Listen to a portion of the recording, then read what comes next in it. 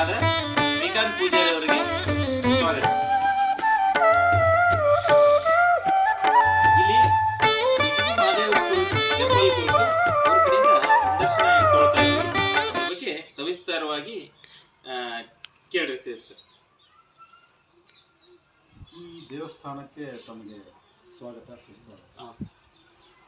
ಇದು ಮಹಾದೇವನ ಒಂದು ಪುಣ್ಯಭೂಮಿ ಇದು. ಇದು ನಾವು ಕುಳಿತಿರುವಂಥ ದೇವಸ್ಥಾನ ಇದು 11ನೇ ಶತಮಾನದ ದೇವಸ್ಥಾನ.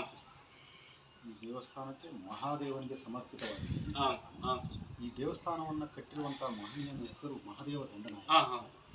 ಆತ ಕಲ್ಯಾಣ ಚಾಲುಕ್ಯರ 6ನೇ ವಿಕ್ರಮಾದಿತ್ಯನ ಮಹಾದಂಡನಾಯಕ.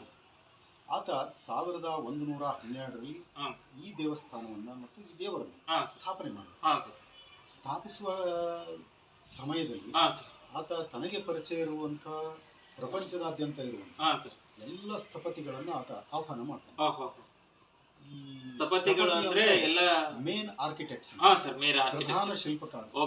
ಈ ಶಿಲ್ಪಶಾಸ್ತ್ರದ ಬಗ್ಗೆ ಅಧ್ಯಯನ ಮಾಡಿ ನಾವು ಸ್ಥಪತಿ ಅಂತ ಹೇಳಿ ಸಂಸ್ಕೃತ ವರ್ಡ್.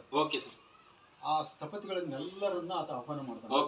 ನಾನು ಒಂದು ಅದ್ಭುತವಾದಂತಹ ದೇವಸ್ಥಾನ ಕಟ್ಟಿನಿ, ತಾವೆಲ್ಲರೂ ಸಂದರ್ಶನ ಮಾಡ್ರಿ ಅಥವಾ ತಾವೆಲ್ಲರೂ ಬಂದು ಭೇಟಿ ಕೊಡ್ರಿ ಅಂತ. ಸೊ ಆ ಟೈಮ್ನಲ್ಲಿ ಸಾಕಷ್ಟು ಅಂದ್ರೆ ಲಕ್ಷೋಪಾದಿ ಜನಗಳು ಇಲ್ಲಿ ಬಂದು ದೇವರ ದರ್ಶನಕ್ಕೆ ಬಂದಿರ್ತಾರೆ. ಅದರಲ್ಲಿ ಈ ಶಿಲ್ಪಕಾರರೇ ಹೆಚ್ಚಾಗಿರುವಂತ ಒಂದು ಇದು ಇರ್ತದೆ. ಸೊ ಅವ್ರು ಶಿಲ್ಪಕಾರರು ಇಲ್ಲಿರುವಂತಹ ಅತ್ಯಂತ ಸೂಕ್ಷ್ಮ ಕೆತ್ತನೆಯನ್ನು ಮತ್ತು ಇಲ್ಲಿರುವಂತಹ ಅತ್ಯಂತ ಪ್ರಬುದ್ಧರಾದಂತಹ ಒಂದು ಪ್ರಬುದ್ಧ ಮಟ್ಟದಲ್ಲಿರುವಂತಹ ಒಂದು ಶಿಲ್ಪಶಾಸ್ತ್ರವನ್ನು ನೋಡಿ ಅವ್ರು ತುಂಬಾ ಬೆರಗಾಗ್ತಾರೆ. ಬ್ರಹ್ಮನು ನಿರ್ಮಿಸಲು ಅರಿಯನಿದ್ದಾನೆ ಅಂತ ಹೇಳ್ತಾರೆ. ಬ್ರಹ್ಮನಿಗೂ ಕೂಡ ಅಸಾಧ್ಯವಾದಂತ ಕೆಲಸ. ಸೊ ಇದನ್ನ ಶಾಸನದ ಕವಿ ಗಮನಿಸ್ತಾನೆ. ಶಾಸನವನ್ನು ಬರೆಯುವಂತ ಇನ್ಸ್ಕ್ರಿಪ್ಷನ್ ರೈಟರ್ ಅಂತ, ಶಿಲಾಶಾಸನವನ್ನು ಬರೆಯುವಂತ ಒಬ್ಬ ಕವಿ. ಆ ಕವಿ ಅವರೆಲ್ಲರ ಮಾತುಗಳನ್ನ ಒಂದು 98 ಸಾಲ